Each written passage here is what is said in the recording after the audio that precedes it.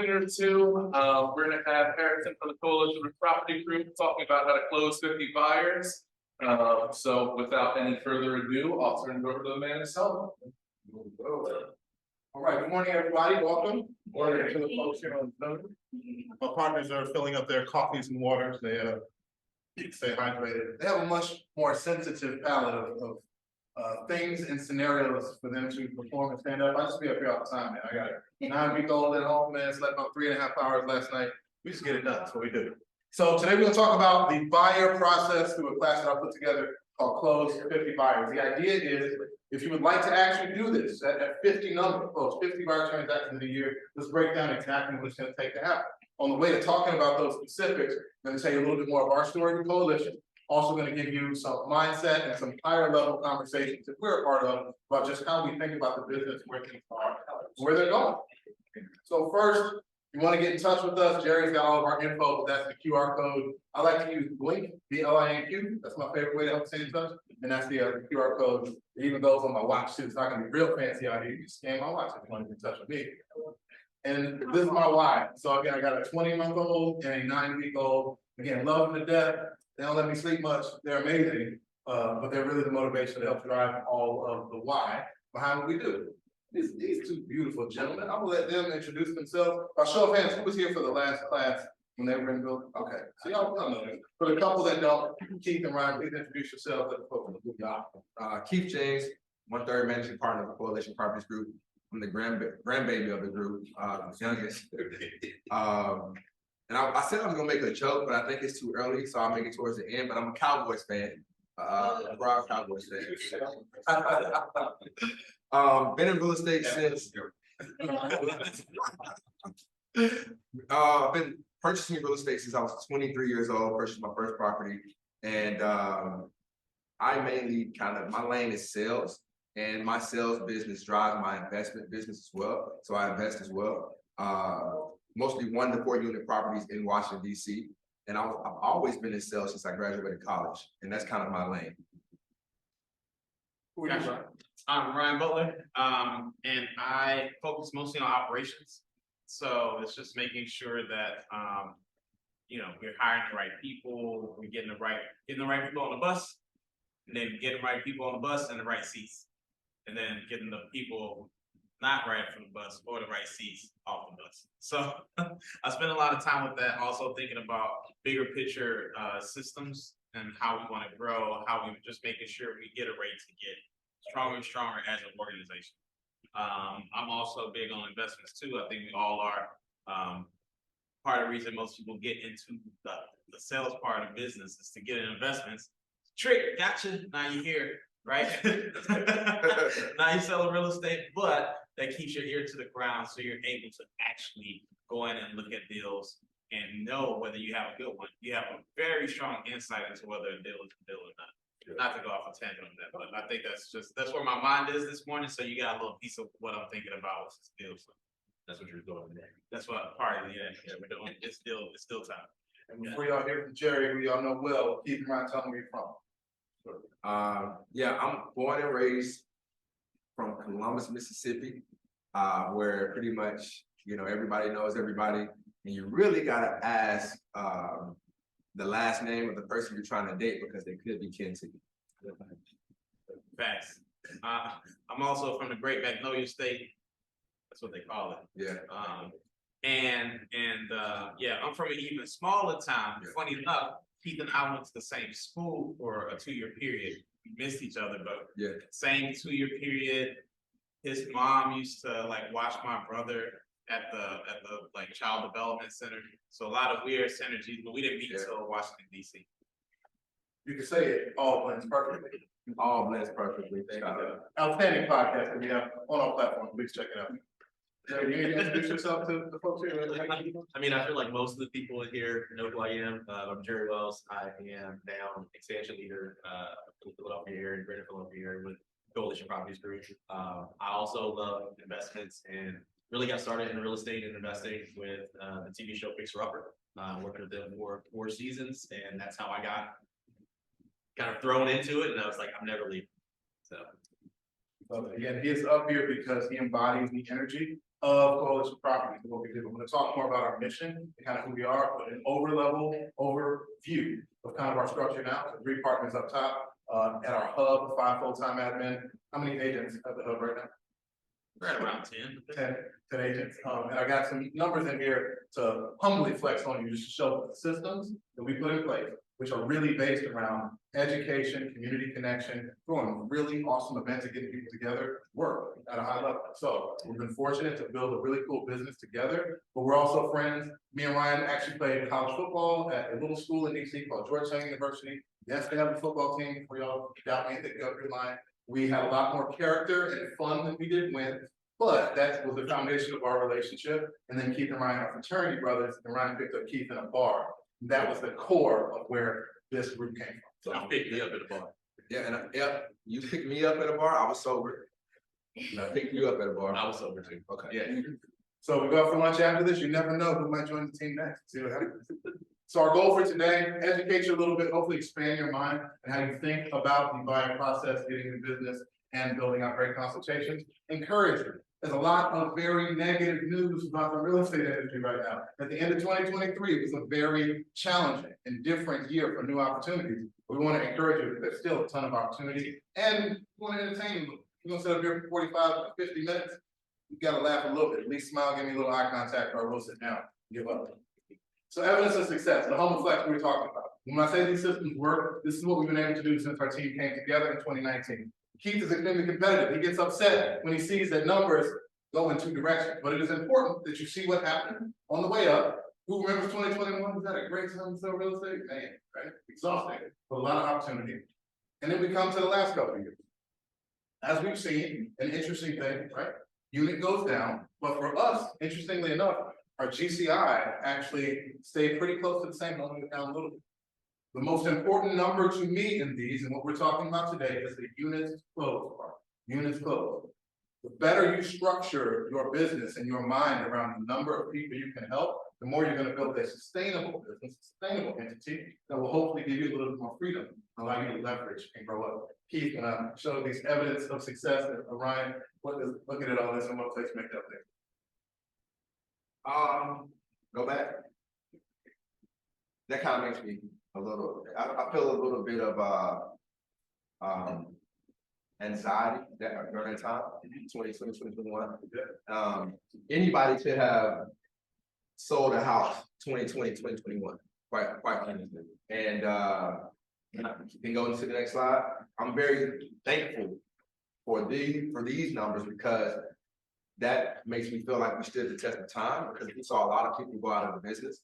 We saw a lot of people disappear. And we also saw a lot of people that numbers were like massively shrunk. When we look at the alignment of the teams in the country. So I'm very thankful for where we are, but I'm more excited about where we're about to go. Anything on your mind with this, Ryan? Same thing as Keith said, just 2020, 2021 was the easy time to win. And so, but also, if you're gonna win big, man, that was the time to go in and really just take the opportunity to make a lot of money. But then I think 2022 and 2023 was, I'm not gonna say you couldn't make money, but it was a time to take territory. Those are 2 different things.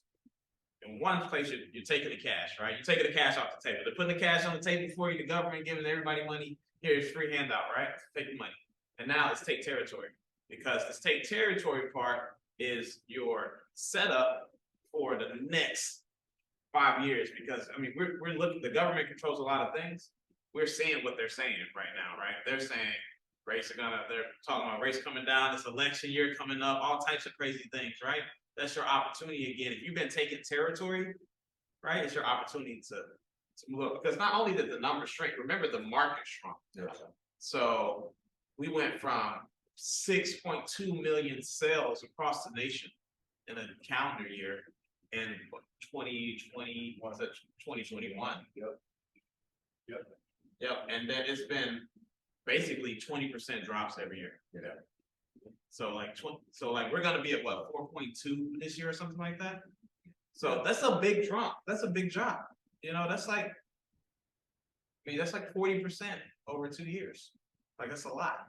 So the market is almost half of what it was 2 years ago. Think about that. So if your business was half, you were keeping up.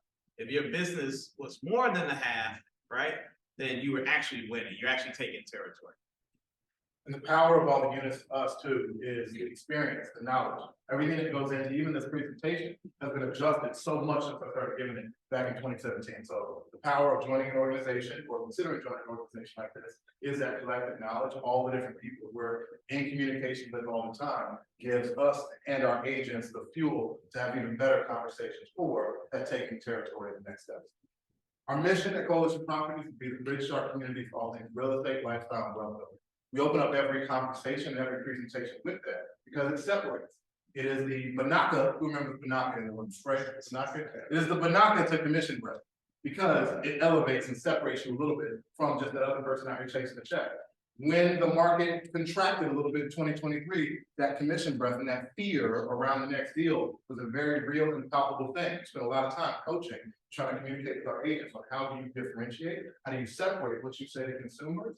It's got to be based on something bigger. So having a mission, if you don't already have one for business, is extremely important because ours is definitely the bedrock of everything that we work on. Every presentation you give should have some nuggets and some sauce. I stopped at Ready Terminal Market on the way in. Didn't have time to get you nuggets and sauce because your sandwiches were so good. But there was an important part of the sandwich too we can talk about. There's the meat, right? The important meat that you come for. That's the core. It's crazy. But then that good bread. What's the name of the bread you'll have on? We got the Omarosa rolls here. Omarosa rolls. You got some good bread too that can be cultured. You're meat in your bread.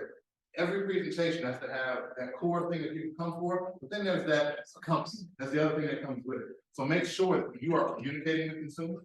You're giving them what they came for, but you're also putting your sauce, your flavor, your little bit of individuality on it. And that's our goal for today as well, to make sure that we're giving you nuggets and sauce, the meat and the bread, an entire meal at one time. The win in any situation always starts with it. We're at KW, so I don't have to go too deep on this, but your mindset, how you are approaching, be it getting new buyer clients, getting new seller clients, adjusting somebody's mindset when they're just talking with you casually about the business, how you are thinking about it and your mindset up front can have a huge impact on how they receive you, what they hear, and the outcome of that conversation. So just know that this is a cycle. It's something Keith is really good at as one of my partners. And Jerry, as your goals coach that goes around the country, he understands that they both understand the mindset and what you are bringing to any interaction is going to have a direct impact on how that is being received by the person you're speaking to. A little bit more about me. I do a lot of realtor and AR service. This has helped in terms of the pillars of our business because it's an entire different community. About 25% of my business personally comes from agent referrals from around the country. So this is just a shameless plug. If you're not already involved in your local association, you definitely should consider doing it because a lot of the stuff we learn and do here at KW is not done at other companies at the same way. So you have the opportunity to build relationships and actually pour into agents, not just in your, suburban and a little bit further out market, but around the country, you can grow your business through. So I put that out here all the time to say you've got different funnels and different pillars where you can get your business. So I always think about that. Go back. What's up? This is not that big, but it's big, and it's not big up there. Harrison was the president of the association, 13,000 member association. So just think about that for a little bit. And he was Realtor of the Year, just awarded last year. Yeah. So you're in the presence of some greatness. I just want to understand who's really fast right now. And so you're getting something, you're getting a really special presenter right now. He's a really special person, agent, and presenter. Thank you, Ryan. You might be blessed. I'm too glad you can talk nice. We're all ready to say. Thank you. The powerful part too about choosing to get involved in your local association or getting involved civically is that our minds in real estate, what we do every day, helping folks, is exactly what all the politicians at every level need to actually hear from and talk about. DC formed a Black homeownership strike force, African-American homeownership strike force last year. I had the pleasure of serving on that. Now it's local government, so we know the speed at which local government moves. There's a lot of opportunity for them to do better, but the fact that I even earned a seat in that room and was able to bring the information and knowledge from our team was extremely powerful. So another plug to get involved in your association is that when there are tens of millions of dollars of state, local, and national funds out here that can actually help home buyers and help communities that need it most, I want to be at that table.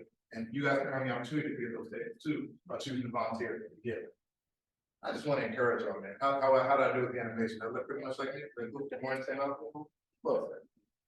I look like it. The fact that you came today, the fact that you are committing to pouring into yourselves, end of the year, you could be out shopping, you could be out lamenting on it being a rough year. It is significant that you're investing time in yourself. So just know that you rock for being here. I'm gonna make it worth your time. That's all of our commitment. We're gonna make it worth your time for this today. Because you've already got what you need to not just survive, but to thrive. And guess where you got it? In your pocket right now. It's in your Facebook list. It's in your Instagram list. It's in your contacts. That person from high school with the reunion of beelining over to you, like, oh, no. You have what you need, not just to survive, but to thrive within your contacts. And you know already, we're gonna talk about how you can find them. Ryan's a big math guy, so you're probably gonna check my math here. You came today because we talked about closing 50 buyers. By my math, and Ryan and Jerry, please check me. If you're trying to close 50 buyers in 2024, you should have in your calendar and plan out for doing at least 75 to 100 buyer consultations in a year. Ryan and Jerry, help my math. You good? All right, okay. And if I want to go on 75 to 100 consultations, Keith, I'm saying that should equal around 240 contacts within a calendar year. Does that math sound right to you? Yep. Okay. And for those 240 contacts, that would equal 5 actual conversations, interactions, where information is exchanged, not just a random chat where nobody responds, one-way conversation, any conversation, two-way conversation per week for those 48 weeks. That would equal 240 contacts, equal 75 to 100 consultations, depending on your skill level, how well you convert them. And that should turn into 50 closed buyers. It might be more if you haven't been in the business that long. There's going to be the caveat of not being in business long. You're gonna have to work a little harder because your skills aren't as good and people don't know you as well. When Harrison makes a phone call, people give him referrals. So that, he only has to make 2 phone calls a week, right? At this point in his career, quite frankly. But he makes more than that because he wants more than that. It's important to the team. So again, since this was the meat that you came for, and Jerry, I know you are the master talking about conversions and appointments. That's what folks do. I mean, we'll give us some meat. We talk about conversions all the time, gold, and here's what's important. As Brian said, and Gary says all the time, we're in a skill set market, a skill-based market. So along with having these conversations, ensure that you know what you're doing and how to have a great conversation. Do you know the right questions that ask to be able to get what you're looking to get out of it? Are you asking for the referrals? Are you asking for business within those conversations? Are those 5 intentional conversations that you're having each week? And I'm just love the fact to get the numbers up here because a lot of people think 50 buyers, oh, that takes a lot. No, that's you having 1 intentional conversation per day, every single week to get to this point. You take a week and talk. I ain't saying you gotta work meetings if you don't want to, it's 5. Take a week off and 10 the next week, right? Break down what you want to do, whatever your goals are, into specific actions. That's the only way you're gonna get there. That's how Keith does it at a high level. That's how Brian's done it at a high level. That's how Jerry does it at a high level. And part of this is just remember, guys, everybody that's like 18 and up is a buyer. No matter how many houses they own already, everybody's always a buyer. Just remember that. That's why it's a little bit easier to get this many type of conversations because, like, if who wouldn't want to buy a home if they could again? Everybody wants to buy another home. I don't know anyone that's like, you know what? I'm done buying houses. Like, unless you're like 80 years old, you're really like that, right? But other than that, and I know that sounds crazy hearing him say that, but that's really a mindset shift of like understanding that everybody that you walk past on the street is an opportunity for you to have a conversation about everybody. And that's literally like, if you're in this business, like some people are in this business to get to live a certain lifestyle, to get by or whatever. Man, I'm in this business to win, like at a high level. If I'm going to do it, I'm going to go very hard at it. So you really have to change the way you look at things. So the things that you look at will change. And from there, everybody that you walk past, everybody that's out there in the family, at the family reunion, everybody that's at the Christmas holiday party, if you do a career, that's an opportunity for you to get business, or at least have those conversations so you can practice your skills, right? You should be in that mindset every single day. And while we're on the subject and topic of referrals as well, you're having conversations because you're also having appointments. And in those appointments, you should expect to leave every appointment with 2 referrals for the next appointment. Say that again, say that again. Every appointment you have, every conversation you have around real estate, when you get off the phone with that person, you should expect to have 2 more referrals for new business. Every conversation. You know, it's funny, I was just hearing, we had like a little bit of mastermind in there before here. The conversation was around, when to do a consultation. Yeah. When to do a consultation. Yeah. And then some people will say, well, if they're not ready, don't do a consultation. And we actually go the opposite approach, Yeah. which is you do a consultation as soon as you can with anybody. Yeah. Let them know who you are. Yeah, a lot of people talk about time. Like, if you are, in the business and you feel like, well, I'm not gonna do a consultation with somebody that's not pre-approved, I don't right? wanna waste my time, Keith. My time is valuable. Yeah, my time is, your time is valuable. All right, listen. Honestly, like for me, I think about how much business I'm missing out on when I hear that. How much business that person is missing out on. Because number one, you want to do that consultation with that person because you want to show them how good you are, right? If they're a year out, And not to, Yeah, but Keith is licking his lips Yeah. for agents who say that. yeah, Like that's He's ready for it. that. Oh man, you're out of contention now because once that client meets with him, It's you're over. done. You You don't were get too that busy, it chance. was too far out, you didn't have time to do it. You wanna get into a relationship, somebody raises their hand, sprint to them, speed to lead. That's what keeps it so good, sorry. Question.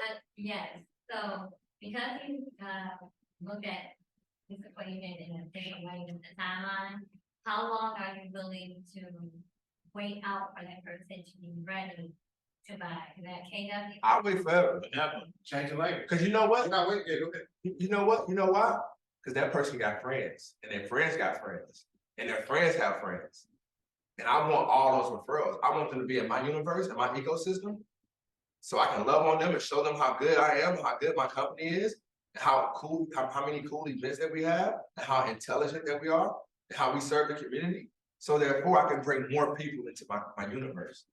And Without help them. even closing the deal, Without closing the deal. that's the key. You're thinking you gotta close the deal to get that referrals. Yeah, You can get the referrals before you even have a person free. I have somebody right now. We've already closed 3 transactions with his friends.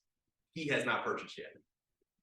He's not even pre-approved yet. He has child support issues, all that stuff. Like, there's a lot there. Like- It's gonna be a little bit. And yet, I work with everybody else that he knows. So write that down, And- and opportunities, real business, people that haven't even done business with you yet. Let me ask you, let's do a scenario, right? You're going out on a date, or you meet someone, you're talking. How often do you just keep talking before you take them out on a date? Otherwise, someone else is gonna come and actually take them out on a date. And then you're like, wait, I thought we were gonna wait till you were free and I was free and whatever, right? And instead, someone's like, I was already free. I'm already good. Right? It's the same, conceptually, it's the same thing, right? Just how quickly you get in front of somebody face to face is gonna determine, how long their connection is to you. Cause guess what? Even if you bad at that's a honeymoon stage. Even if you bad at the consultation, they're still gonna tell you, let's do a consultation because they want the education. They want the information. Yeah. So you're gonna get more yeses at that time. An opportunity to stay in front of that person because you're new in the relationship. And I'll throw this out there as well, right? We say all the time, it's not about selling real estate, it's about following the schedule. So if you think about it, you're not wasting time. If you know how to run and manage your own schedule, you're not wasting time.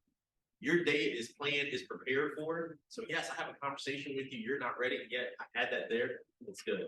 And I'm not going to be in conversation with you on the phone 24/7 for the next 9, 10, or 15 months.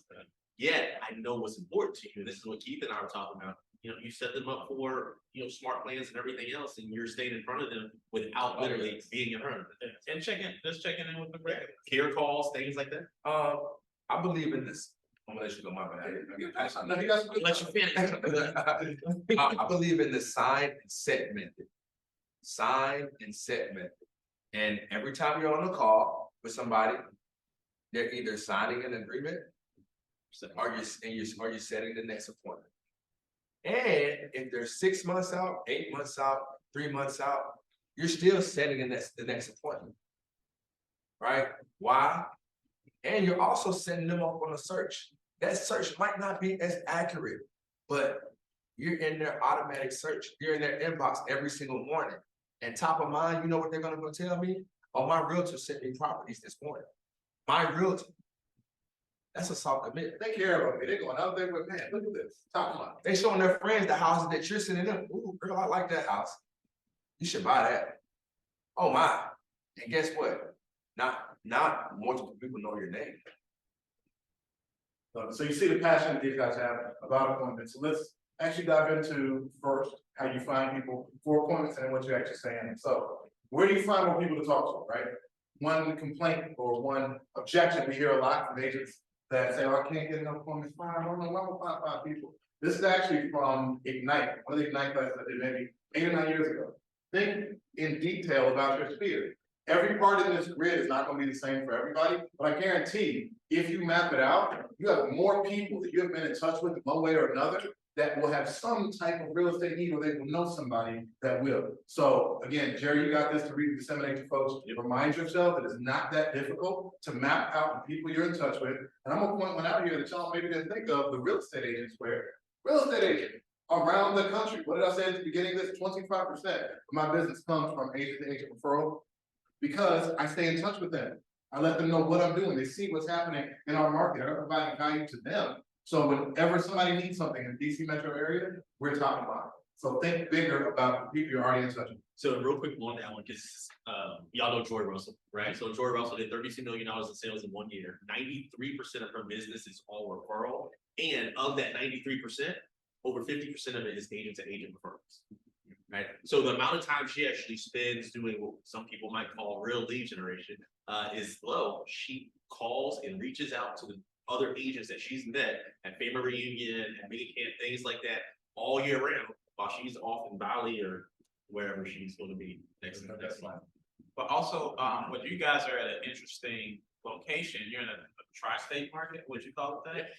Right, even quad, I guess. I mean, we got New York, Florida, and Georgia too. So Yeah. you know, we everywhere. Well, I only say that because in my first year of business, I was 25% referral base from agents my first year. But you know why though? It's because I was licensed in all 3 jurisdictions, and we had agents that were only licensed in 1 or 2. So even when I'm my own market center, I was just in the office. Someone said, "Hey, you licensed in Virginia?"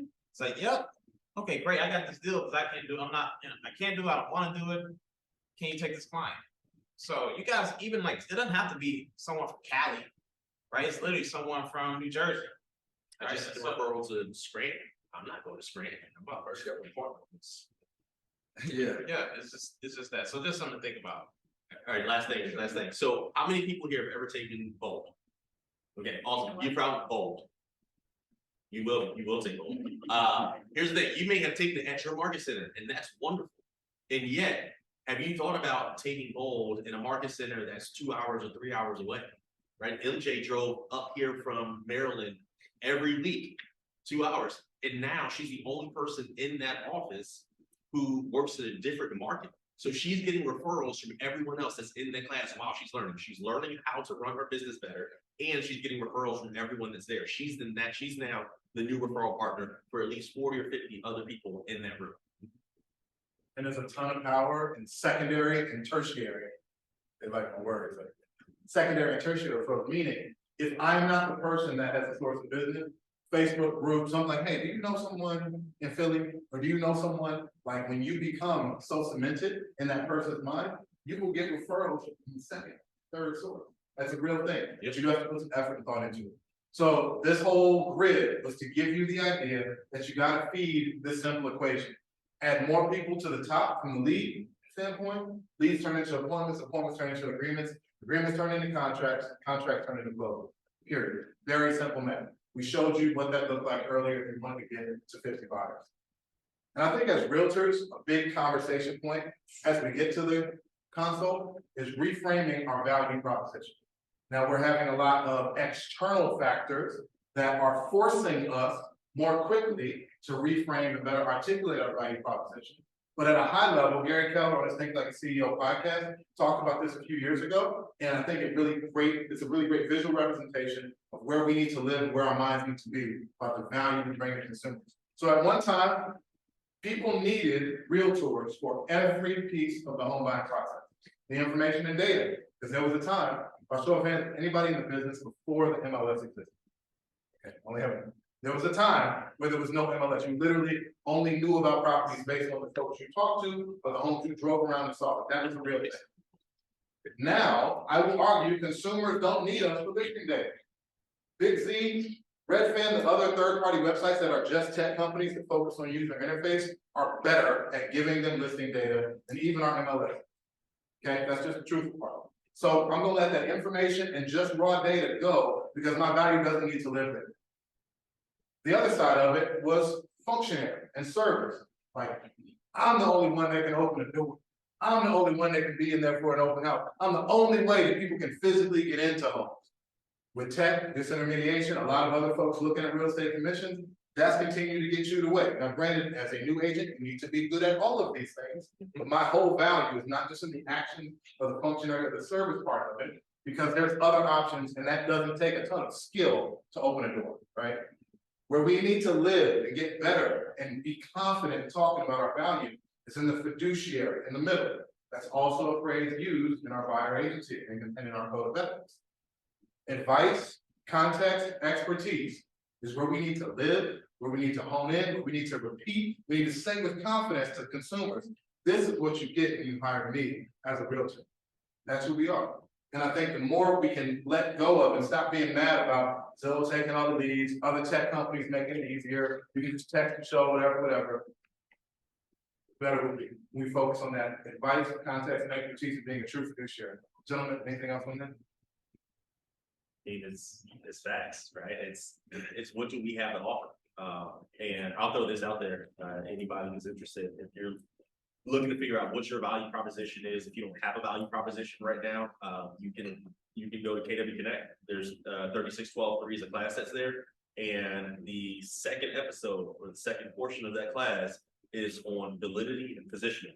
It's all about understanding your value proposition and creating and writing out a value proposition and a purpose to share with your clients. Because if they know what sets you apart from everyone else who has the same license that you have, who can open the same doors that you have, and give them the same information that you have, if they know what sets you apart, what you can do that they're not able to do, or how you're able to help them better, then they'll choose to work with you. Because look, there's like 1.5 million realtors, and probably double that in terms of licensees and agents. So you really do have to say, how am I standing out and how do I articulate my value to folks? You gotta get comfortable saying that over and over again, because that ties directly into what we're gonna talk about in a second, how we get paid when we heard. Ryan, you're about to say something. Well, I was gonna say, like, those two things, like he said, he's got the X's on him, but he's gonna, Noah Harrison, they're just smaller in the grand scheme of things. And the X is for emphasis, but a couple points where you can bring value, where it is probably a mixture of fiduciary functionality, is that the information data. So if you're bringing off-market opportunities to your clients, like that type of information is different elsewhere than, the daily updates from Redfin, right? And then the same thing on the service side, whether you're servicing them just during the transaction, but you take your skill sets and service them after the transaction, it's also where you are creating an advantage over your everyday realtor. And you're right, the X is just saying that's not what we need to focus. Yeah. But they are still the core competence that you gotta have. Keith, you got something? I would say from the time you get licensed, every single day, that's what you need to be practicing. And a lot of people don't focus on the skills. Like right now, especially like the skills we're gonna set you apart. If you don't have the skills, if you're not practicing the skills, like you're not gonna get any business. And a lot of agents, they like to focus on different things, but they do not focus on the skill set. They don't practice on the skill set. A lot of you guys, and this is why these classes are so important, is to focus on the skills. And I would argue that like right now, the people who have the best skills as an agent are doing the most business right now. We'll continue to. Yeah. All right, so let's talk about what you came for. So this is the exact process of closing business buyers and how we get good in the presentation. and got on the top of y'all for a couple of strategic points. Important at the beginning of these consults, before you even go, you do some mental reps. Make sure you have actually planned it and shown some preparation before. You are bringing the right things to that consultation or meeting. I'm gonna talk about how you open, what you say, ask, or do, and how you close, all right? So first, mental reps, again, we all were athletes at one point. There's a lot of power, if you've never done it, in thinking in detail about how that interaction will go before it happens. We had a company called the Pacific Institute come and do a couple of mindset trainings for us as a sales organization. We have them come out 3 or 4 times, and it's extremely powerful to just sit for a moment and say, before I walk into that room and I'm gonna meet somebody, here's how eye contact's gonna go, here's how their response to me is gonna go, here's what I'm gonna say. It's almost like script practicing, but doing it mentally. Those mental reps can give you a sense of calm and a different sense of how you show up when you're saying things. Because if I just show up and I'm shocked or surprised by everything that they say, and I haven't even considered how it would go, my response will be different. And so much of communication is not just the verbal, it's the nonverbal, it's the body language, it's the eye contact, it's my sweat, it's my other, like, how many variables have you actually considered before you're in the meeting that will help the meeting go better? So if you don't currently do mental reps of some kind for every meeting you have, you need to, because it makes a difference. When you're planning for a consultation, I think everybody should know at least some macro or high level market statistics to share. Sent a referral up to Jerry last week about someone looking at Montgomery County. And he was very quickly able to say, oh, I know exactly what's going on in Montgomery County, median price, days on market, bang, bang, right? Doing some research and having context around the data for where you know and work and are passionate about is gonna make a big difference in the way you respond to them and the questions they answer. So do a little bit of research. I'm not saying you have to be a market expert on every sector, but know something you can deliver with confidence. Also, make sure you've got a bank of knowledge to pull from. I want to know the list price and sold price variance. Because if I've got somebody that's an extreme negotiator, got some type A, smart business owner, attorney, high level folks that know better than us, they're better business people, they're richer than us, right? They're going to want to come in and get the best discount possible. They want a deal all the time. Can you give them context on your marketing right now, what a deal actually looks like based on the data, right? And the last thing I think you should know in every conversation, at least conversation, about buyer programs and about money that is available for different demographic groups or different people. I know Jerry's got a seminar that's pulling off this weekend about separate sets of funds, money that people can have access to. And I'll tell you something really powerful about the seminar education as a pillar of lead generation. Even if the people coming to that seminar make too much money, can't qualify, may not work for them, you can convert them and let them use just a regular loan program or something else. If I put something out there that says free money, who wants 100 grand? Somebody's gonna at least raise their hand and inquire about it. So you need to know as a realtor, what programs are available, what are the stipulations, and do you have a lender partner that can help you be that conduit to explain it? Gentlemen, anything else about planning for consult? All right. This is an example. Are y'all writing the list up here or you're different? We're writing. All right, so within writing the list, there is a market statistics tab where you can go in by zip code, you can go in by incorporated city, you can go in for 12 months, 16, 6 months, 24 months.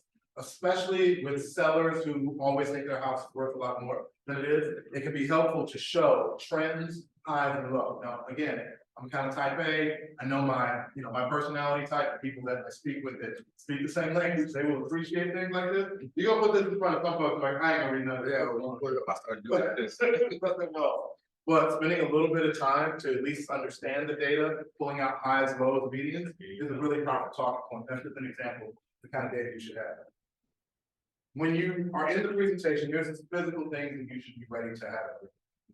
Make sure you've got a means for collecting their contact information. A consult means nothing if I don't have their follow-up information, if I don't put it into a system to actually follow up with them. Say that again, a consult means nothing if I don't collect their contact information, if I'm not plugging it in somewhere. We as a team utilize Calendly. That actually helps collect all of their information before the consult. And through some wizardry that Keith and Ryan set up, Calendly actually talks and puts it right into our CRM. So there's lots of different ways you can automate it, but at a minimum, before somebody meets with you, utilize a tool that will automatically collect their information. You can do questionnaires, get their birthday, get a whole bunch of other stuff. So make sure you're. Why is that important? Why is that important? It's important to have that. It's important because, especially if somebody is further out on a process, I know the birthday, I know where they're at, I know more about them. I've got a reason to be following up in addition to just that commission break. There's another one of those banana spray to avoid commission break. Make sure that I'm reaching out with something of value and I'm checking in on them. Well, and Harrison, real quick, you mentioned something that I think is extremely important. I mean, you said the birthday, and yet continue getting more information. One of the things that we always check on is, what are your hobbies? What are other things that you enjoy outside of real estate? Such that now, when we're reaching out to you, I have something that I can send to you. Or if it is a birthday gift or something else, okay, great. You like fishing, then also I'm gonna send you something fishing related instead of just sending you, a cutting board or a knife from, right? So it makes it more personal. So some of the questions that you can ask in your Calendly, what areas do you desire to be in? Right? That's huge. How far along, like when is the ideal time that you want to be in your home? Are you 0 to 30 days out? Are you 30, 60, 90 days out? Or are you 120 plus days out? Right? And those are the questions that you can ask that potential buyer before they come meet you in your calendar link. So they have to fill those questions out in order to set that appointment on your calendar, right? Once you get that information, by the time you get to the consult, not only are you talking about your process, but you're speaking directly to what they desire. That's how you speed up the sales cycle. You got level 1, collecting the data. Level 2 is speeding up the sales cycle to close them out. Because if they're, a lot of times when they come to you, they really don't know how far along they are. And it's your job to find out how far along they are. They might say they're 120 plus days out because they just think that's what people have told them.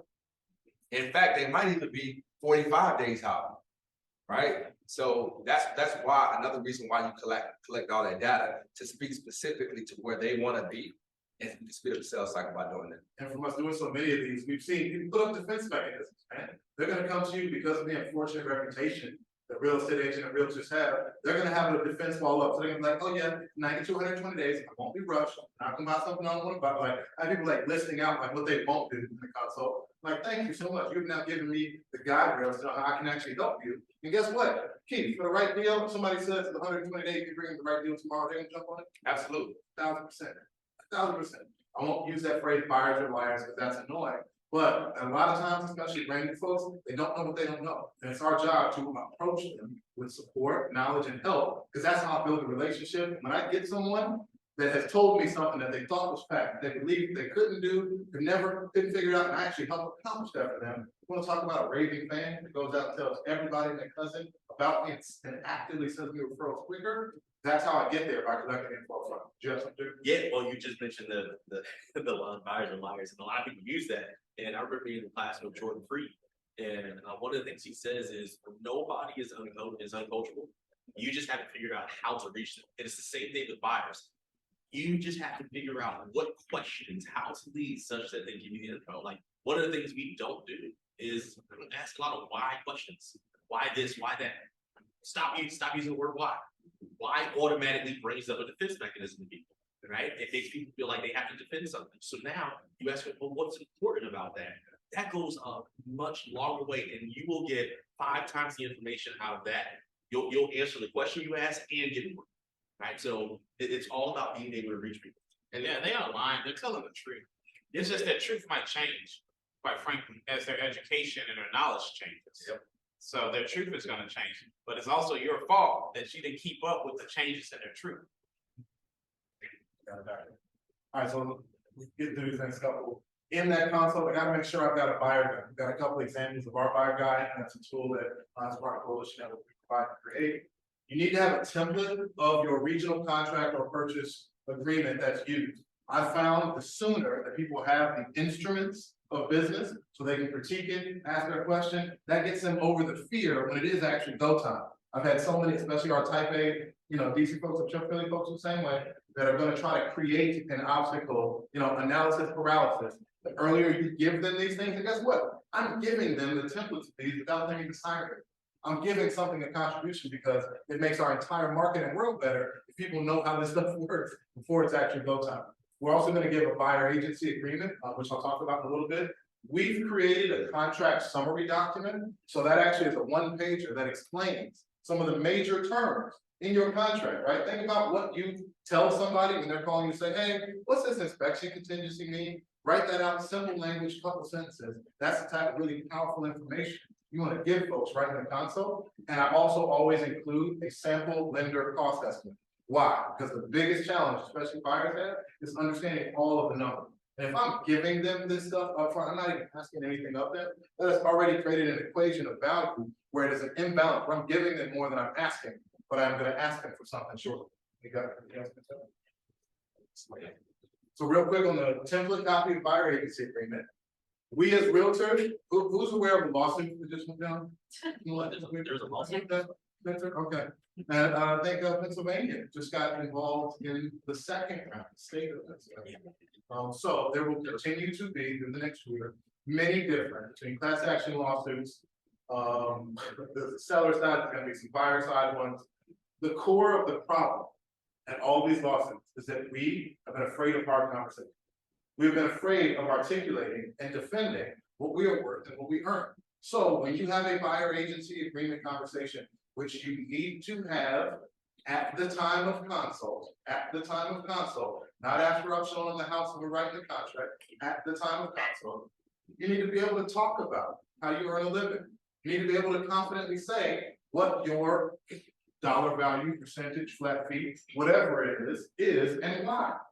The fact that we haven't had to say that in the past, and we've been able to say things, and look, if I go back to this presentation from 2016 when I first gave it, I had a line. Don't worry about it, Mr. Buyer. Your services, excuse me, my services are free to you. Like I used to say that, and with a smile, it's free, it don't cost you nothing. That's just because I was avoiding explaining how it really works. So if you hear nothing else today, talk about how you earn your living and say it with confidence. Explain to them that you do not work for free. Because you're giving such high level fiduciary relationship services going to help them change their life. It's not free. Anything that good is never free. It shouldn't. And just a little bit of perspective on that. Mind you, Harrison was selling $25 million worth of real estate while he was saying that. So even at his skill level at that point, the growth that is still possible for anyone. I think just, the highest level concept of this thing is like, keep your mind open for this. You have to pivot. You have to. And again, the last part of the buyer agency conversation specifically, be specific. Explain scenarios and real numbers, right? We can say that of the product you like, the price point you're looking, the neighborhood you're looking, the last 150 homes that sold all had a seller that chose to compensate a buyer. So statistically speaking, for what you're looking for, we probably won't have to negotiate or have another conversation about how we'll get paid. But if we do, my percentage is this much, my flat fee is this much, and I'm worth it because I'm gonna make sure you get to the home. And I've already connected with one of my lenders on different structures that can make sure my fee does not negatively impact you or your buying experience. Cool? Right? Like it is literally that simple. Be ready for a couple more questions beyond it, but that's a conversation we did not have to have even last year. So build in that piece of your buyer agency conversation, practice it. I know Jerry will be willing to help practice, other folks in this room practice it with each other. Get comfortable with it, get used to it, because those who are not having that conversation, for one, are giving more fuel for the next round of lawsuits that are gonna say, because I'm gonna tell you, this is like insider from different NAR and Department of Justice conversations we've been privy to. The Department of Justice thinks that the home buying process is too expensive and the buyer agents are actually a detriment, that they actually hurt the process because they make buyers pay too much. That is what the United States Department of Justice thinks. Now, they don't have the ability to completely change contracts at a state and local level, but what they can do is bring suits that question, get consumers to bring up that question, and force different levels of disclosure. So the sooner we get on it, get better at these conversations, the better we will be, because there's some folks that are just not willing to change and are gonna have issues. Yeah. And I would say definitely during that conversation, obviously, you should be going and walking through every piece of a consumer notice and every piece of your buyer agency. When you walk them through that, that's where you're able to point out, well, this is what every realtor should be doing, and this is how I set myself apart. This is how I go above and beyond, and this is why I have the value that I have. Even before the lawsuit, we were still doing 3% with the buyer agency agreement. And I don't know how many people left that line out where it was the broker commission, it's either this dollar amount or this percentage, and you're like, oh, I'm just gonna leave that blank, or I'm gonna leave that at 0, right? That doesn't work. We always did 3% there. And we would still tell clients before the lawsuit, hey, here's the thing. we realize that at this time, a lot of sellers are paying anywhere between 2.5% and 3%. So what this is saying that if they're paying 3%, there's nothing, no cost for you when you're in. However, if it is 2.5%, then there's a 0.5%, right? That will be attributed to you, and that is still negotiable. If you realize that for some reason we're not able to do that because it may hinder your buying process or anything there, we can negotiate and remove it. You guys just understand, like, this is nothing new though. What I want you to, like, this is not, oh my God, you said you were selling real estate when there was no MLS? There probably no buyer agents then either, right? Like, it's literally nobody, that wasn't a thing. In fact, they created our agency because they felt like buyers are getting taken advantage of, which is super ironic that now that they are suing the buyer, basically suing realtors to take away that commission in some ways.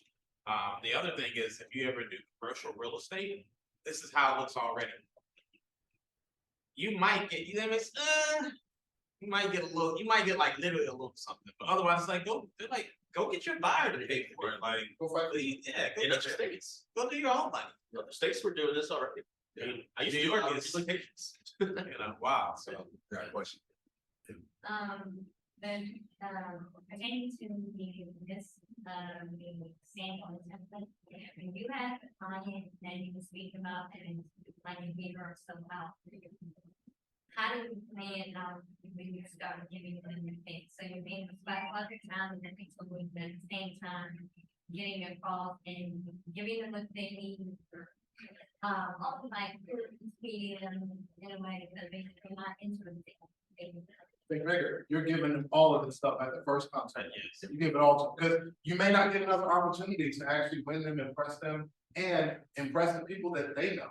We've had opportunities where there were family members, people that we did not get to transact with at all, introduced us to Auntie that had beautiful house. It was one of our first flips that we participated in, the teacher on the end. Oh, yeah, yeah. Well, the other one on U Street with the Bradford. Oh, 6. Oh, Yeah, six. And that whole opportunity, $1 million listing came out of, it was a program buyer or somebody that didn't even take action right away. We gave it all to them right away. So I challenge you, don't ration your information, making any assumptions about what they're gonna do. Give it to them confidently, educate them, talk to them about the plan for what they need, and from there, the good stuff happens when you show up in that way. Well, Yeah, just more like info is usually better. Like, is what we find. Like if people feel like you hold it away from them, they're like, like you don't have a spirit of abundance. Not saying it's you, but like that's they won't say it in that terms, but we've learned through our training, KW style, that it's just you don't have the spirit of abundance. Yeah, and that's what Stephen Covey talked about, right? Abundance versus scarcity mindset. And he keeps saying it earlier, you don't know, you don't know what other opportunities are there, what other appointments they may have set up. So when you can impress them, like you said earlier, impress them at that first one, right? Or maybe you're the second person they spoke with, or third person they spoke with, and you gave them more information than others have, then they will be willing to trust you more because you've already done more, going above and beyond than everyone else. And it gives you more opportunity, more talking points. You know, how are you gonna separate yourself, right? You're giving out your tools, you're giving out the consultation, and they're able to revert back to that stuff. You have to think about how you're gonna separate yourself from the next person they may talk to, because everybody, family member has a realtor, right? Everybody has a realtor, you know? Right, and so how are you gonna separate yourself from the next realtor that they're gonna go speak with? Because believe it or not, I have so many clients that they've talked to me, they don't want realtors, but they use me because I've separated myself from them because they didn't even have those tools, and I was willing to give before I even got anything. That client with mama as a realtor, man. Mother, he risked Thanksgiving dinner to work with us multiple times. You don't know, he's no boy. And it's been probably almost $3 million worth of business. Yeah. Over his mama. And it's not like they went away. She didn't go away quietly. It was what she fought for. So she fought for it. So again, I give it all, I demonstrate my value, and people will make a choice when you bring that correct energy. So in the consult, some tips and scripts on what you say first. Gratitude. I open up every one of these meetings and conversations with a thank you, a sincere look in your eyes, thank you. I know you've got lots of choices. I'm grateful for the opportunity to even talk with you today about your process. Even if you don't choose me, I'm grateful for this now. Plant the seed, like a little subtle communication thing. You probably got friends who want to buy and sell too. So if it doesn't work for you, tell your friend. say things like that, works. I ask them, how can I help? A good way to get conversation going, like Jerry said, not wide or hard questions, closed questions, open-ended. Get people to talk more. One of the main metrics from my consults, let me know if they go well or not, is the percentage of whom is talking. An acronym comes to my mind all the time, WAIT. Ask yourself, why am I talking in that moment? Salespeople get really nervous when you want to fill that dead air with space, but if you can, especially at the beginning, open up and let them talk more, changes the paradigm, and guess what? They say, oh, they hear me. You say it's hard. No, I say just talk. Yeah, because you got the information, right? Yeah. Well, I think a lot of people get confused on the difference between controlling the conversation and dominating the conversation, right? You can control the conversation with the questions you ask and getting people to open up and let them dominate the space and allow them to dominate with how much they talk. And yet, if you control it, you will get everything that you desire out of it. And by asking the questions, like you said, planning ahead of time. Well, if you go ahead and plan how you would like this conversation to go, then you know, okay, well, what questions can I ask at what time? How can I feed in such that by the time we get to the end of this appointment, I got a yes and a commitment. All right, so you can control without dominating. Set or scout, what's your setting, what you doing? Sign or set. Sign or set, sign or set. Signing an agreement, set the next conversation. Sign an agreement, set the next conversation. Halfway throughout the actual presentation, I want to verify that their contact information I have for them is correct. That's another step showing my eager interest, making sure I'm in touch with them, and also make sure, especially for online stuff, they didn't have a typo, I didn't miss something about them and their birthday. Make sure you go through your buyer guide. It needs to be a document that you have practiced and that you know with confidence and that explains chronology. The next couple of slides are some examples of our coalition one, just to give you an idea of something that's worked at a very high level for us. Professional, it is actually small screen ready, meaning that if I'm doing a virtual consult with somebody and they're looking at it on their phone, is the text big enough where they can read it? Like that slide I showed you with all the gifs or all the words on one and dates, way too much text, way too small. Make sure all of your virtual presentations, if you're doing it virtual, are small screen ready, because a lot of people come to that console from their phone or from mobile device. Going over norms and expectations, say first to that person what they get from you. Again, value exchange, here's all the things I give you first. After I list out, and make your list whatever it is. I'd argue this list could be 4 things, right? It could be shorter, but I want to make sure that my list of what they get from me is longer than what I need from them. And I'm telling them first what they get, and then I'm telling them what I need from them. Here's where I establish standard. I require our buyer clients to speak with at least one of our preferred lenders. Why do I require that, Keith? Well, how do I explain it? But no, my cousin's a lender and rocketloans.com, I'm locked in now. I don't need to talk to nobody else. Why? Prior preparation prevents poor performance. And when you talk about time, and correct me if I'm wrong, Harrison, we have some of the best lenders and we have some great lenders that can vet out people and help them. Now, the cousin that they may be talking to might not be as good, and they might not ask them the personal questions that need to be asked by the lender that you have, right? Excellent. And a quick response script if somebody says, well, yeah, no, my cousin, Pookie's lender, he gonna give me $5,000 off anyway. I said, well, actually, by speaking with one of our preferred lenders, they can actually verify that the deal Pookie's offering you is indeed the best in the market. If not, stick with Pookie. But if you talk with them, it's making sure you're not leaving any money on the table. So I want to make sure you get every penny possible and the best rate possible, right? And that's a script right there, honestly. Like I would say, I've been practicing the most right now because of interest rates and people saying that they're going to go talk to their credit union. Well, my credit union, Navy Federal, such and such credit union. Well, actually, I understand that, but they're not they're a 9 to 5 lender. And if you need to write an offer on Saturday at 7 p.m., you can't get anyone on the phone. So I really would like you to verify. And also too, you can hold my lender accountable for their rate. They can't match it or beat it. Yeah, we've already verified who you've talked to is indeed the best. How many have you actually shopped and compared? Oh, that's only one? Oh, whenever I buy a home, I don't want to just check with one person. This is hundreds of thousands of dollars. So I'm just trying to help you, right? It changes from a combative or oppositional situation to I'm on the same side as them. I'm providing options. Yeah, I'm trying to put money in their pocket. I want to create as many opportunities in this console to show them on the same page and show that I'm doing things for them. We set the standard that we want 24 hours minimum notice before showings, right? Minimum.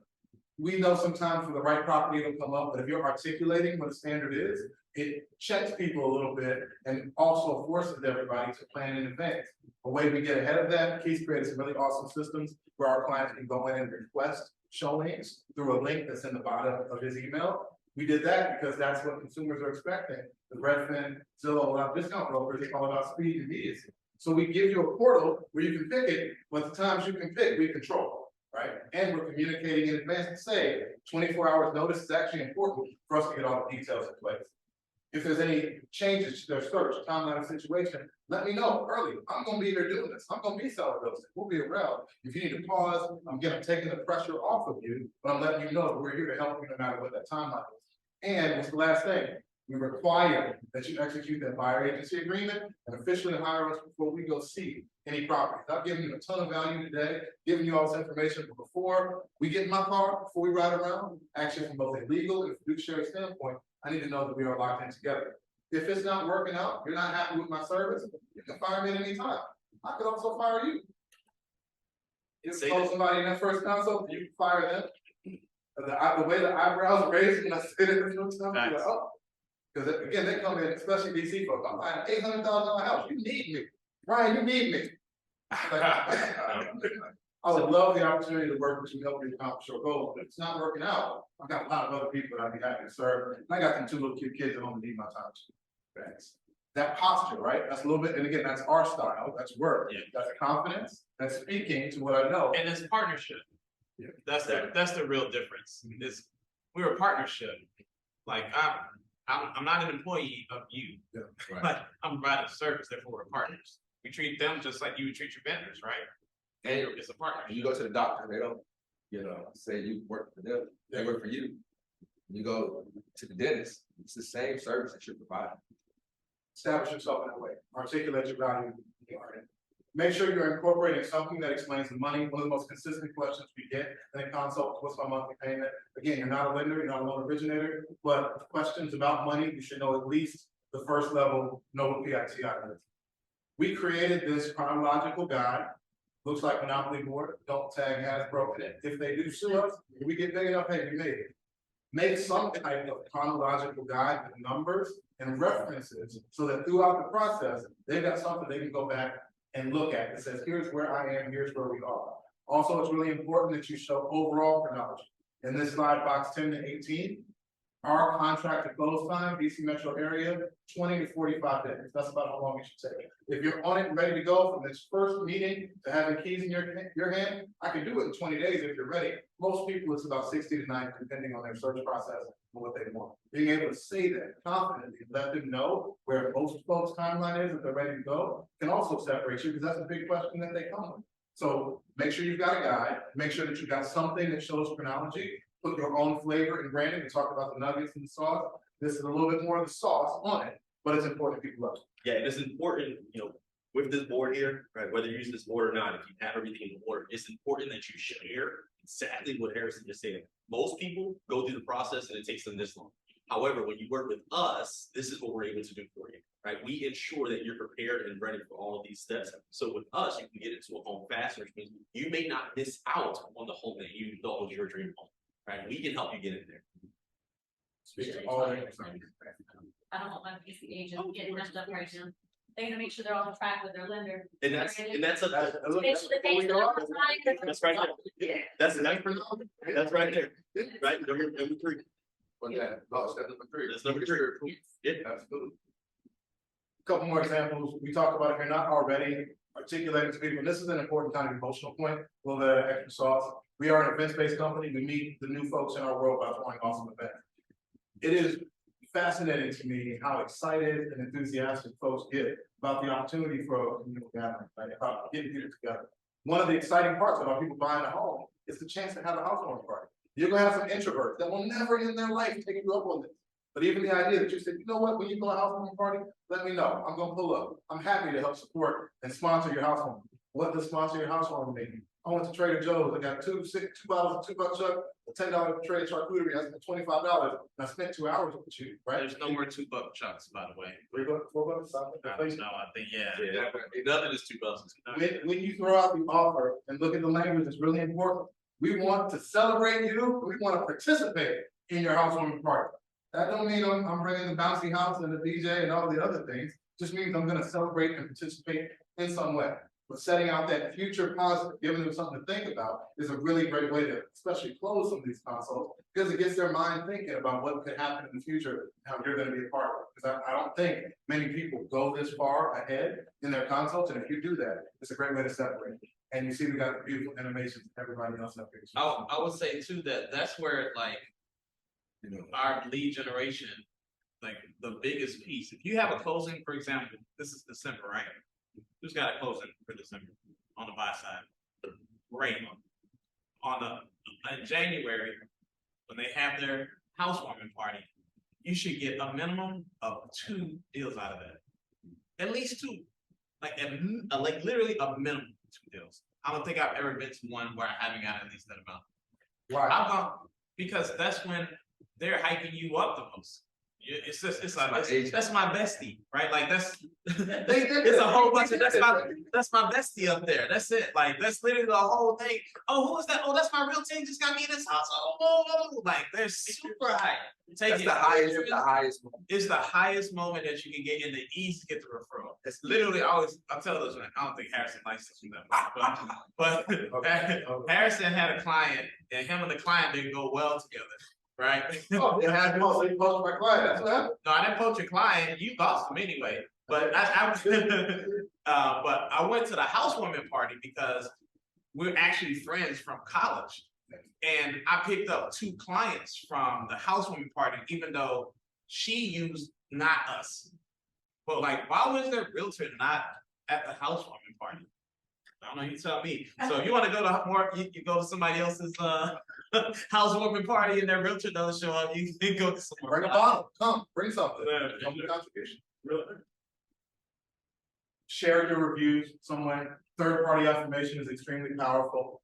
Your mom can write a review, your sister can write a review, your best friend can write a review about how great you are, so you have no excuse that you have no reviews. Even if you got 2 or 3, put them in something and share them with the people you're meeting. Give back at a high level. This is an example. You see that date, December 2nd. Again, we are an events-based company, but at all of our events, there are parties with a purpose. So as a part of your consult, it is really important that you articulate how you give back to the community. We talked about the Manaka to commission breath. This is the next piece. It's maybe that one of those more intense mints, halitosis treatment, something that's like long-term. I'm really going hard on the bad breath thing. Yeah, you are. How are you giving back? And how are you articulating the way you give back? Again, if you don't have the infrastructure to be able to cut $10,000 checks at events, what's something that you do in your faith community? What's something that you do in Little League sports? Like whatever way you give back, articulate that and explain that as a part of their transaction, you're going to enhance your ability to give back and let people know. So make sure that's incorporated and leave that consult at the end with the next steps. Making sure they're talking with the lender and confirming a budget, making sure the agreement is signed and letting them know that after that, we go out and find them a house. That's the close to the actual consult.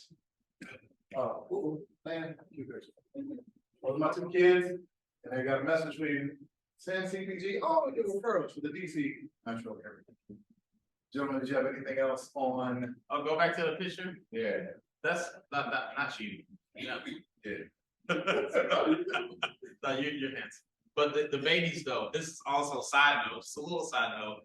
This is marketing right here. You can hire your kiddos if you have them, and put them on payroll, and then you can start filling up, all types of retirement accounts or et cetera. You can give them salary and build their retirement. This is collateral to prove that my children are part of the marketing mechanism that is my business. I mean, they eat enough food and they cost enough money, so they better get out here working for it in some work. Work for it. Yeah. Shake your little dice. So yeah, no, and I know people get uncomfortable sometimes, but I don't know, put the kids out there, you can put on the internet, do whatever is comfortable for you, but mouths are expensive to feed, so put them to work somewhere. No, that's the meat of our presentation. Thank you guys, that we can pause for any questions. Thank you for your attention and hanging in there. I don't get those people talking about. Oh, there. Yeah, there's. That's it. I think we can come off, you can just talk if you want to. Man, I got a question. There's a chat point right there. You guys, we stop later. Oh, they want your info in the Oh, chat. right. Oh,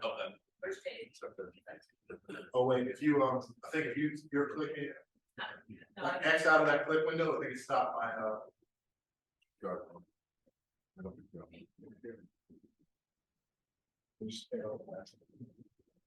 Yeah, I'll pull the QR code up, they can scan and get the info.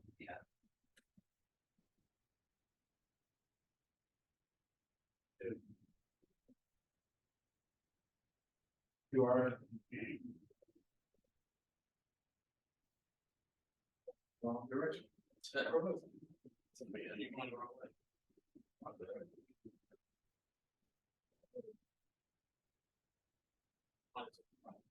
Yeah, so it's like the same slide. Yes, the same one, I put it in there. There you go, there. You can scan that. And we're at Coalition Properties on Instagram, at Keith James Realtor, at HL Beach, at Ryan Butler Hoya, at Jeremy. Jay Wells. Jay Wells. Any questions, thought, feedback? It's on your mind. For your fire presentation, are you doing that with everyone? I know some people are like, oh, this is my friend, it's like that. It's my friend. And some people, I remember talking to somebody who was real busy, like, yeah, I'm just, I'm changing my. But don't listen to them no more. Everybody. Especially if we're. So, Jared, go first. Yeah, because I love this question. Here's the thing. I don't care who it is, you should be getting that. You should have the consultation, do the buyer agency agreement. Here's the thing. No matter who you're working with, your family and friends are probably going to be the worst people. To be honest, they're going to be the ones that give you the hardest time. They're going to be friends that not the worst, the ones that require. They're going to require Specific attention and strategy to let. Yes, there you go. Thank you. They're going to be the ones that require the most. And they're gonna be the ones that are saying, oh, well, you know what, you my brother, you my cousin, like, you can't just do this for me? No, this is not how we operate.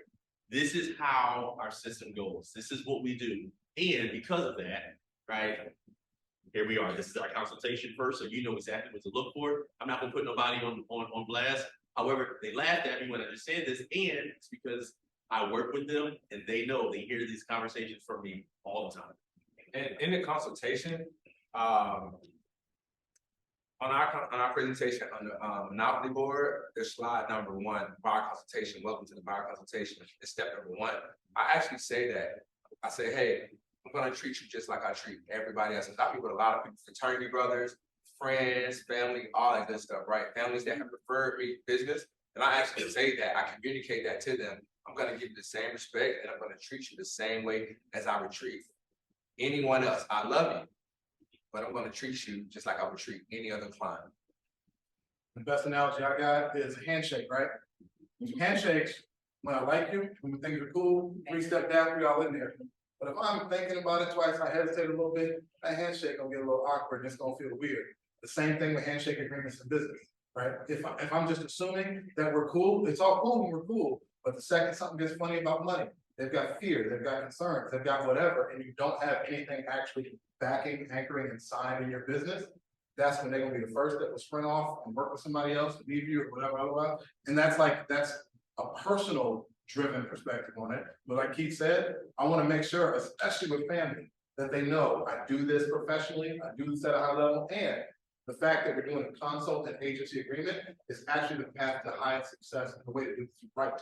Yeah, exactly. And that consultation is the opportunity for you to ask a question, because let's just be real. A lot of family and a lot of close people don't want you to know their business, right? They don't want you to know their finances. They don't want you to know what their finances look like. And that's okay. But in a consultation, to me, that's like a session. It's like a therapy session. That's the opportunity for you to ask those personal questions, right? Because it's just you and them there. It's a safe space, if that makes sense. Yeah. And lean into fiduciary too. What does fiduciary mean? How do you describe what a fiduciary relationship actually means? The most simple way I describe it is that I have to, I'm ethically, legally bound to look out for your best financial interest over mine.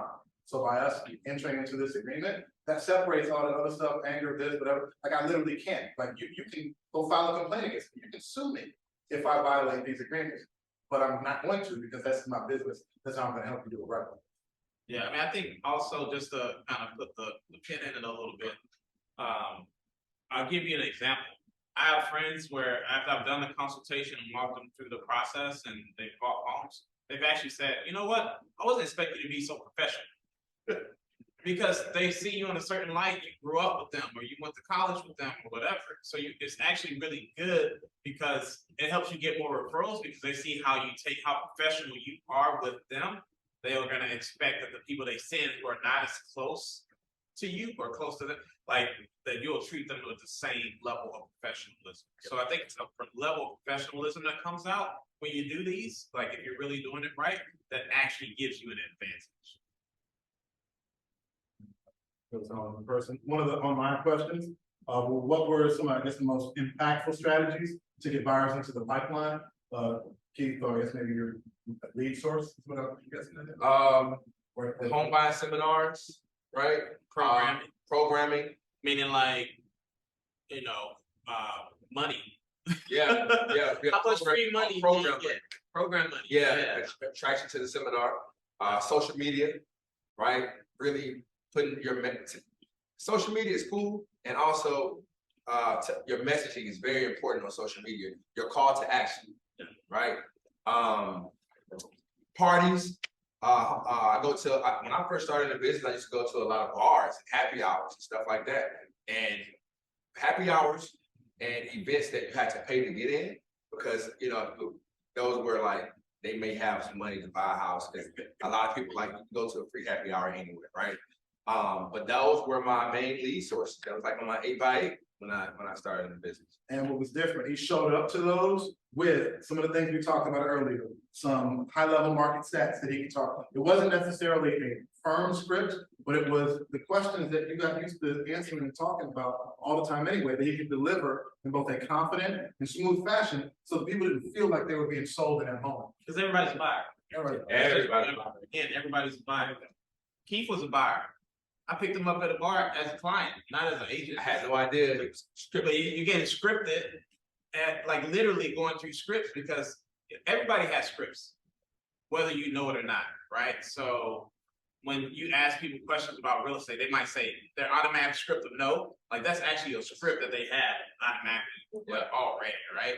Yep. So by having a few things already set up on your scripting when you're meeting people to ease your way into relation with them, right? Like that's your best. Like you can do that literally at a bar. In fact, we tell our agents when they talk lead generations, we say go out to networking events 3 times a week. That's actually part of our plan. Absolutely.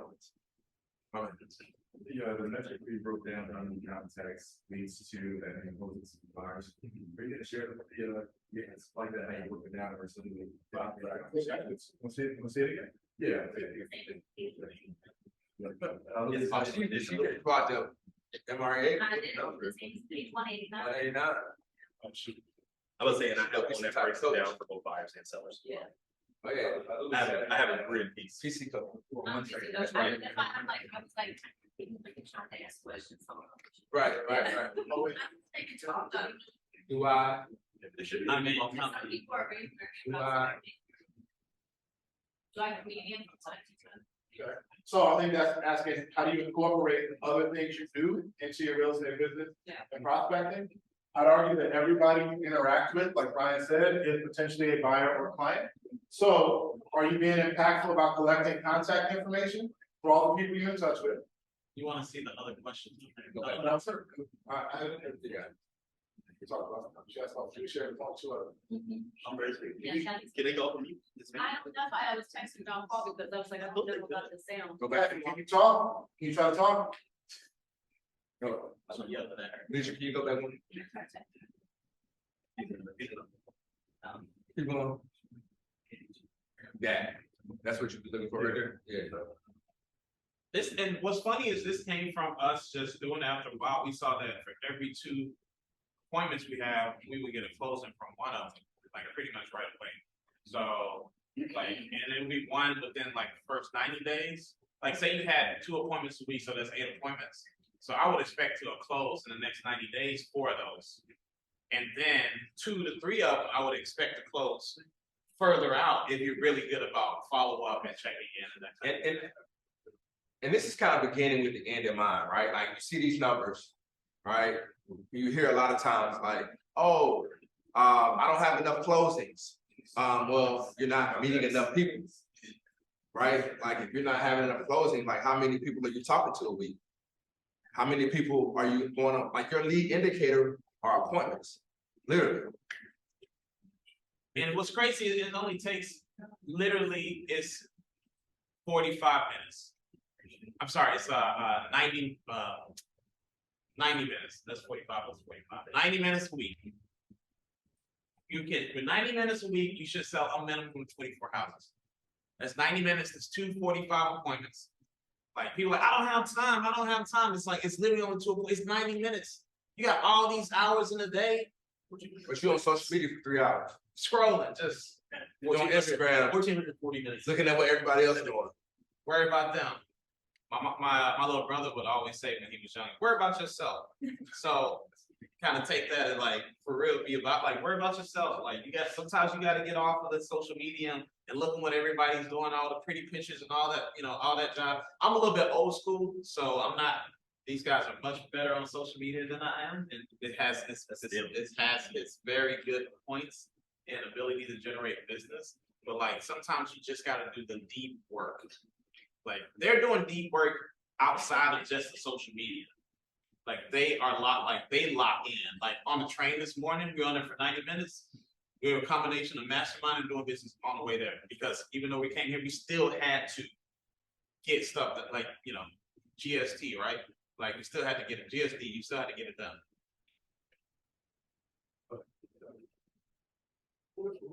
How are you answering that? Everybody gets the same question.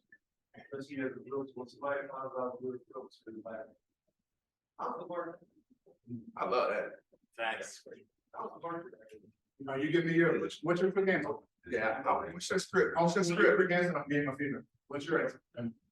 I don't really have one. You got one? What's the first thing come in here? But the first thing on the top of my head, I mean, I would say it really, I would say market. Wow. I ain't never gonna hire you. You answer like that? You know what I'm saying? Is it?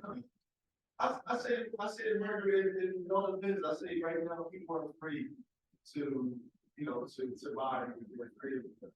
But creative interest rates, so they're like, how am I getting? All right, let's stay there with that same statement. You talk about the negative, people fear. What does that equal to me? There are people that are actually retreating from the market. So there is outstanding opportunity for those that are informed, knowledgeable, and willing to take some action. I'd be happy to talk to you about where specific opportunities lie in today's market. And look, and this is where there's a sales thing, and we're all salespeople, right? How you frame, like I could put a dump in a bag and then take it to Art Basel in Miami, and somebody will pay $1 million for it. Facts. Because the person that made it framed it as this special new edge art that you gotta have, and Kanye was rapping right next to it, made a bag of poop, $1 million. So when you think of it that way, like how you frame things, how you communicate will change everything about both how you feel and how people respond to what you say. What you think, you may believe. So think legendary, right? That's one of my favorite quotes. Like what you think, how you think, like when you're talking to somebody, like if you can answer that question right there and perfect it, like that's like 75% of the battle. Yeah, facts. The other battle is just getting their contact information and putting the information on the calendar. Seriously, because that loaded question, that question is like that's the biggest question that everybody's getting right now. How is the market? And everybody's gonna answer a little differently. Yeah, everybody's- But it's okay. Like you're gonna answer to your personality. Like I probably go for a little bit more shock value, not on purpose, but just by nature. Someone asked me and I'm like, well, what do you want it to be? You want it to be good or bad? Like which one do you want? Because I know they're leading to that question, right? So I'm like, well, what do you want it to be? Well, I want it to be good. Well, it can be good. It's gonna be whatever you believe. Because that's actually the truth, right? Like if you think it's good, it's gonna be good. If you think it's bad, it's gonna be bad. Yep. And I thank you for that question. I wasn't trying to jump down saying. No, it's a great you answered question. poorly, but you gotta think about, and this is where it's okay to script and have other conversations. What can you deliver succinctly, confidently, that gets them to want to have more conversation with you? The important part is you don't have to give a complete thesis answer to that question in a moment. What you do have to do is get them thinking enough, like, oh, yeah, because what opportunities exist for them? You know, it's a very truthful statement that there are opportunities. I think of how do the wealthiest people in the world always look at markets and how things change. If markets go down, that means they can go more stocks. See, housing values go down. They're gonna come like there's literally always opportunity. Just a question of how well they articulate it.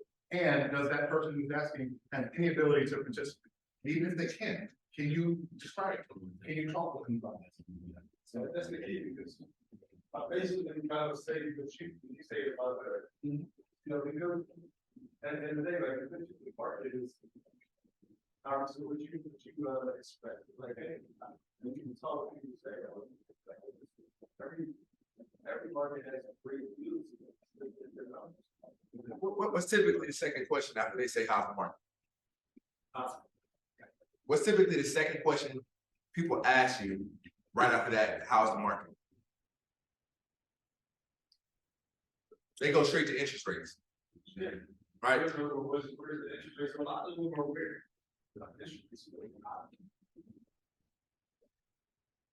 I always break it down and say, the best time, you know, the numbers work out for you as well.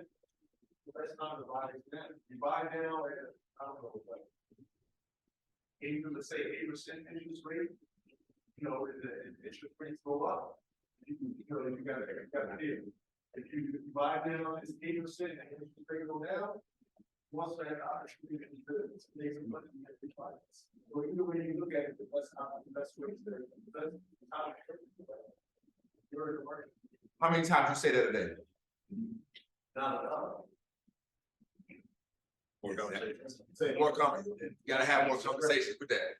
Because what you said, you get it spot on. You just gotta practice multiple times, even in the mirror. Like even your facial expressions, as you said, do I really believe you? Communication. Are you confident? Are you saying it with your chest? That's Kevin Hart.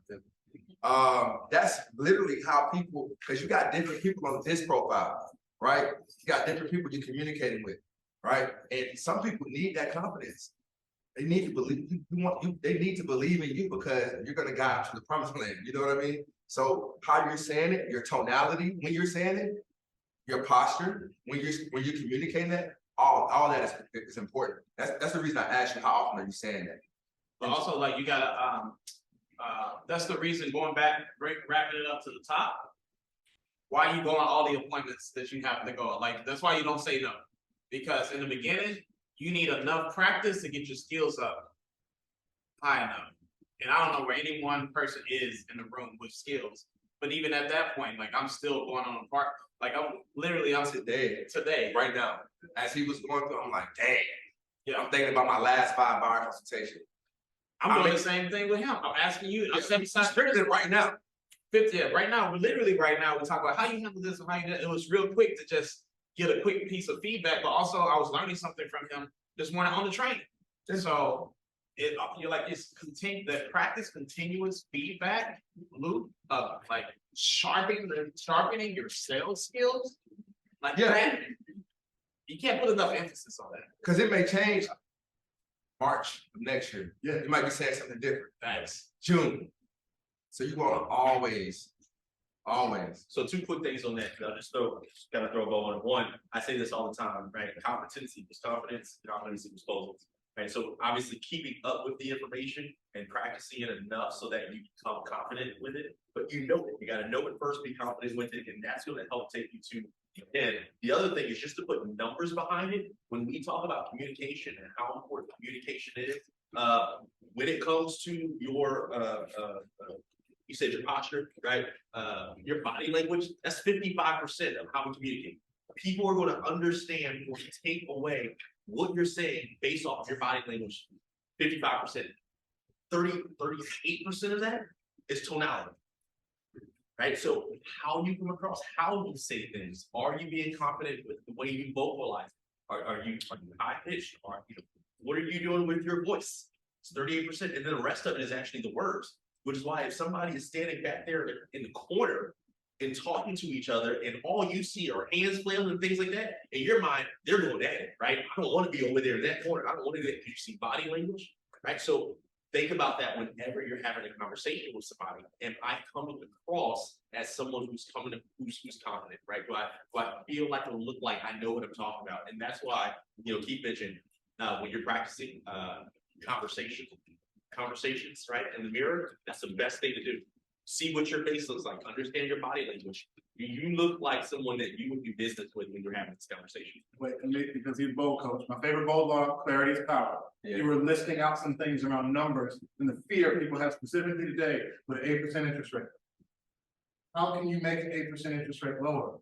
To one buy down. So like 8%, like a market rate is just a market rate. There are options around it. So how clear can I get that person that is expressing fear, or even the fear that I'm expressing, that they can't afford it, or is that too much? The clearer I can get about their options, the more powerful and impactful that conversation is. And no one may have ever even told them that that was an option before. And the fact that you know that from a skill standpoint, the knowledge standpoint, is a huge differentiator, because most people are going to look back and say, rates high, market sucks. I'm taking in the stuff that's being screamed at me all the time. But when I know different, I can articulate different. That's why people are going to choose to work with me over all the other folks that are just responding to what they're seeing. What's your name?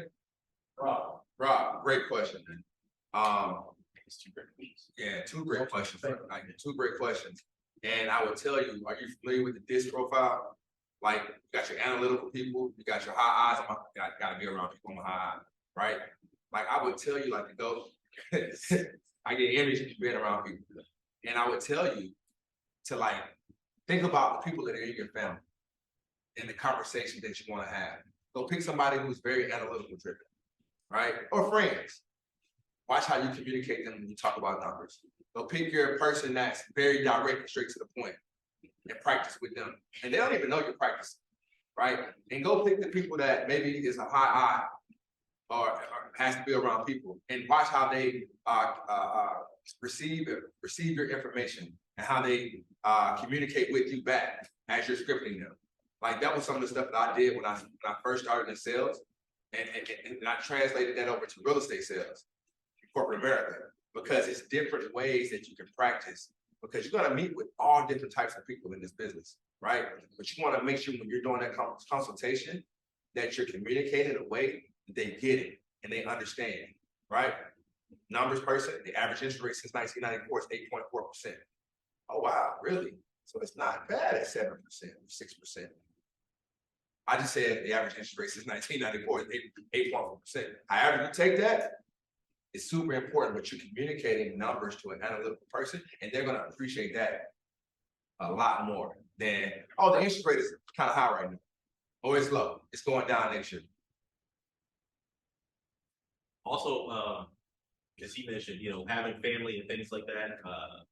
Anytime you have a conversation, consultation, whether it's with friends, with family, ask for feedback. Right, on what they took away from that conversation, how they felt about you during that conversation, and let them know this is only going to allow me to grow.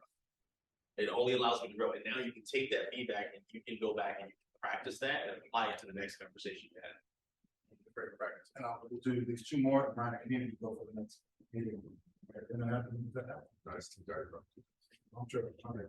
I don't know what, if something else happened. I'm down to keep going, but we don't know what overtime. So. Yeah, we're good. We're good. Okay, all right, yeah. But you go back to the value proposition. You were talking about the value proposition, and then you were talking about how the buyer agent gets paid. I kind of.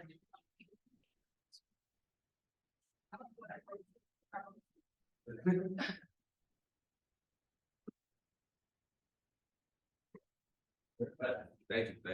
Yeah. No, not to one. We had our mission, vision, and values earlier, but our mission statement. Doing the right before this one, right? That's all stuff you provide in the presentation. We talked about a lot of stuff that may not necessarily be on here, it's just conversational. Yeah. Articulating your value propositions. That wasn't the question. The question actually is, you were saying how the buyer agent now in this market are going to get paid. I don't do a buyer, so can you explain it? Most of the time, the exact same way. So So the main crux of the Sitzer lawsuit, which you want to Google and go deep into, is that our current system of listing compensation and having to put properties on the multiple listing service created an anti-competitive environment that increased prices for buyers and sellers, inflating the market through lack of competition and collusion. We all know every deal is negotiable, always has been. If I come to Jerry with a $10 million deal today and say I'm only gonna pay you 1%, are you gonna say, no, it's all right? That is, but I can't do it for that. Let's talk about this. So the simplest part of talking about buyer compensation is that it has always been negotiable. It is still negotiable. I want to show people data from the type of property they're looking at, that over the last 100 deals or whatever the MLS tells me, sellers have chosen to compensate the buyer agent as a part of their commission they're paying their listing agent. There may be times in the future where that is completely separated out in MLSs where they offer a zero, but even if they offer a zero as a part of your purchase offer, you prepare your buyer and say, hey, we're writing as a part of this offer that the seller pay my compensation. So would that come out of the seller's pocket or come out, is possible? I mean, yes, yeah, like the status quo, assuming that it will always just be paid by the seller to the listing agent and split with us, we can't assume that anymore. Okay. So we have to put in our agreements that we are gonna work for X% or X flat fee. How we get paid that flat fee and whom directly pays us will be something that most of the time may still be a seller thing, but if it is not, I'm asking my buyer clients to have a conversation with them and propose them solutions so they can pay me directly if the seller is choosing to not go. And here's the thing, and let's just say in Philly, because we've already started, say we're in Philly, right? Philly and South Jersey, we've already started seeing where people are putting homes on the market and they're offering 0% for the buyer and they're adding an additional 3% buyer premium. So when you submit your offer, with a 3% buyer premium, and that 3% buyer premium is how the buyer agent is getting paid. They're not paying the buyer or the buyer's agent. So, and we started seeing that, I would say maybe a month and a half, 2 months ago or so. In our MLS, right, it's been there. Also considering this, that in our state, you are not a buyer agent without that buyer agency agreement. Right, you're a sub agent, which means now you are getting paid whatever the seller decided was going to be the sub agent commission. So if you're like me, sub agency is anywhere between 0 and 1%, right? So as a buyer agent now, what are you opening yourself to be paid? So you share your value proposition, why you are worth what you're worth.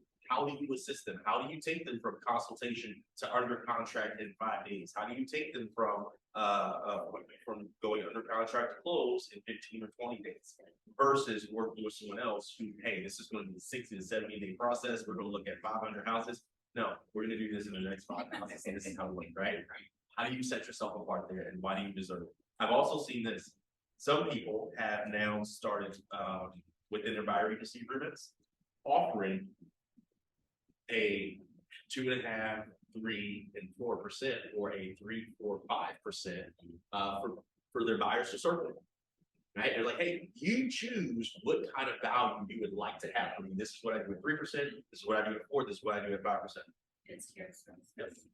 And like Ronnie said earlier, in the commercial you that happens all the time. Even on investments, I mean, Well, that's that's speculation.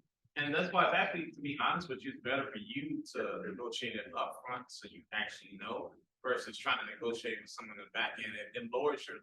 It lowers your leverage and it gives you, it puts too much what do you call it, like too much just grayness around it because you're not focused on your client anymore. You focus on the commission. Yeah. So knock it out up front, and that way you can really put the energy towards the client and their Look, you can decide if the number that they are willing to or able to pay does not make sense for your time and effort, the money you need to make, then don't work. Yep. Like don't, and the only reason people have anxiety about that statement is because they don't have a strong enough pipeline of other people to work with, that they freak out about that one person rejecting them or not working out with them. You want to answer the biggest solution to any anxiety around conversations around compensation is having more people in your pipeline. With this one, and that happened to us in 22 and 23, we had more fall through, had more deals fall out, explode, like random stuff started happening, like, and that was something in, 15 years of the business I had never seen before. Why were we okay? Because we had enough other business that if things went down 20% or even 30%, that base number was still enough, we can still survive. You know, you said.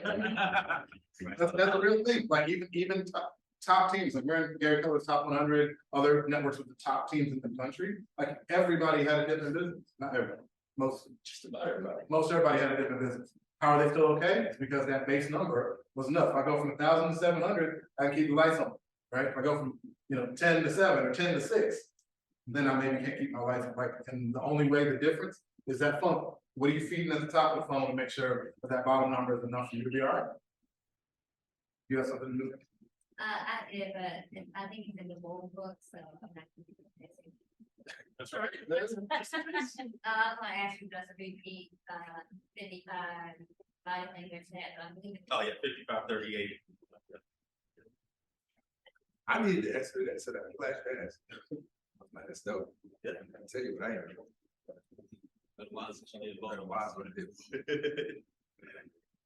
And Kathy, I guess was asking a question about tagging people in your database. I guess we identify them as coming from Cal, it just depends on what they're, we have separate calendars. Yeah, and then within our calendar, we got separate categories. I got an agent conversation.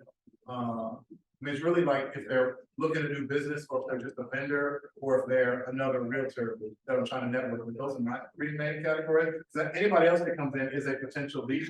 Then I got to go in and say what we talked about and what they want to do, or their time with it. And real quick, I was just told, hey, everyone, if you would like to have something to eat, there is food out there. I saw about some pizza and there's other stuff. I don't know what everything is. So there's food there. Or you can grab a small box of nerds and eat that as well. Whatever one is best. So don't be shy. If y'all want to get food, we'll hang and answer more questions. If you want to get some food right now, we'll just sit for an hour and a half. Yeah. We'll still be here. So we'll hang out, put the music up a little bit. Thank you guys. Hope it was impactful. And yeah. That's what